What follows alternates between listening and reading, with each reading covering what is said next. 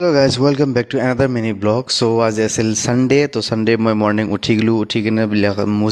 musli loi kine moi paghor jai kine lalsa logot moi musli packet use korlu etu pisot kham. Then moi khalu lalsa logot ase dry cake, then banana chips losilu hitu moi khai dilu. So khor pisot moi ete kam loi korim ki kam korim sob details moi koisu kam korar pisot moi olai golu gakhir